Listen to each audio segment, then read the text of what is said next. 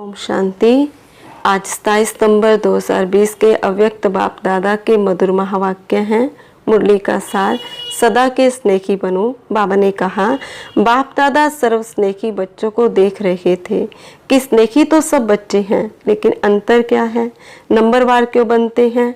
कारण तो बाप दादा ने 3 प्रकार के स्नेही बच्चे देखे, सदा स्नेही, स्नेही और तीसरे हैं समय परमान स्नेही निभाने वाले। जो सदा स्नेही हैं वह लवलीन होने के कारण मेहनत और मुश्किल से सदा ऊंचे रहते हैं। न मेहनत करनी पड़ती न मुश्किल का अनुभव होता। सदा स्नेही आत्मा की स्थिति का ही गायन है। एक बाप दूसरा ना कोई, बाप ही संसार है। दूसरा नंबर, स्नेही आत्माएं स्नेही में रहती जरूर हैं, लेकिन सदा न होने के कारण कभी कभी मन के संकल्प द्वारा भी कहाँ और तरफ स्नेह जाता, कभी कभी स्नेह साधारण हो जाता, कभी कभी स्नेह में लवलीन रहते। स्टेज में फर्क पड़ता रहता, लेकिन फिर भी ज़्यादा समय या संकल्प व्यर्थ नहीं जाता, इसलिए स्नेही हैं। लेकिन सदा स्नेही न होने के कारण सेकंड नंबर हो जाते। तीसरे हैं समय परमान स्नेह निभाने वाले।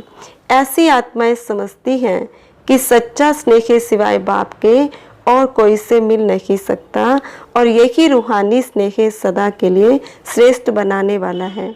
ज्ञान अर्थात समझ पूरी है। कंट्रोलिंग पावर न होने के कारण व्यर्थ संकल्पों का बोझ है। अभी अभी बहुत अच्छे उड़ते रहेंगे और अभी अभी देखो तो अपने आप से ही दिल शिकस्त। तो समय परमान परिस्थिति परमान हलचल में आने के कारण कभी याद करते हैं, कभी युद्ध करते हैं। युद्ध की जीवन ज़्यादा होती और स्नेह में समाने की जीवन उसके अंतर में कम होती है, इसलिए तीसरा नंबर बन जाते हैं। आगे बाबा ने कहा, तो स्नेही सभी हैं लेकिन नंबरवार हैं। नंबर 1 सदा स्नेही आत्माएं सदा कमल पुष्प समान न्यारी और बाप की अति प्यारी हैं। स्नेही आत्माएं न्यारी हैं, प्यारी भी हैं, लेकिन बाप समान शक्तिशाली विजयी नहीं हैं, लवलीन नहीं हैं, लेकिन स्नेही हैं। उन्हों का विशेष यही स्लोगन है, तुम्हारे हैं तुम्हारे रहेंगे। सदा यह गीत गाते रहते फिर भी स्नेही है, इसलिए 80% सेफ रहते हैं। और तीसरे नंबर आत्माएं बार बार स्नेह के कारण प्रतिज्ञाएं भी स्नेह से करते रहते। बस अभी से ऐसे बनना है, अभी से यह करेंगे, क्योंकि अंतर तो जानते हैं ना। बाप दादा के आगे रूह रिहान भी बहुत मीठी करते हैं, हुज्जत बहुत दिखाते। हुज्जत से स्नेह से कहते, जब आपने अपना बनाया है तो आप ही जानो। बाप कहते हैं, बाप तो जाने लेकिन बच्चे तो माने सही। लेकिन बच्चे हुज्जत से यही कहते कि हम माने न माने, आपको मानना ही पड़ेगा। फिर बाबा ने कहा, बाप विशेष शक्तियां भी देते हैं, और कोई कोई धीरे धीरे शक्तिशाली बनते बनते तीसरे नंबर से दूसरे नंबर में आ भी जाते हैं। लेकिन कोई कोई बहुत अलबेले होने के कारण जितना लेना चाहिए उतना नहीं ले सकते। तीनों प्रकार के स्नेही बच्चे हैं।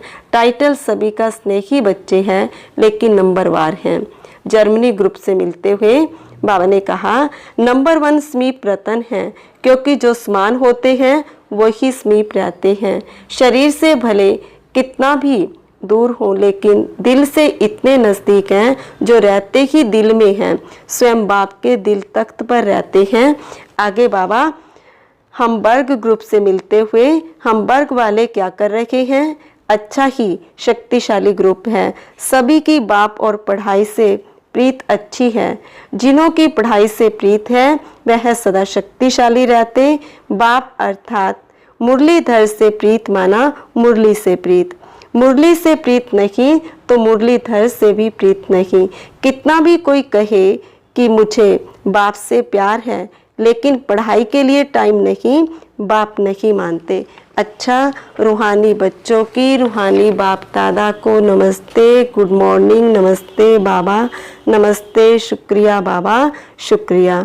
वरदान, हर आत्मा को हिम्मत उल्लास दिलाने वाले रहम दिल विश्व कल्याणकारी भव विस्तार। कभी भी ब्राह्मण परिवार में किसी कमज़ोर आत्मा को तुम कमज़ोर हो ऐसे नहीं कहना। आप रहम दिल विश्व कल्याणकारी बच्चों के मुख से सदैव हर आत्मा के प्रति शुभ बोल निकलने चाहिए, दिल शिकस्त बनाने वाले नहीं। चाहे कोई कितना भी कमज़ोर हो, उसे इशारा या शिक्षा भी देनी हो तो पहले समर्थ बनाकर फिर शिक्षा दो। पहले धरनी पर हिम्मत और उत्साह का हल चलाओ, फिर बीज डालो तो सहज हर बीज का फल निकलेगा। इससे विश्व कल्याण की सेवा तीव्र हो जाएगी। स्लोगन, बाप की दुआएं लेते हुए सदा भरपूरता का अनुभव करो। अच्छा, ओम शांति।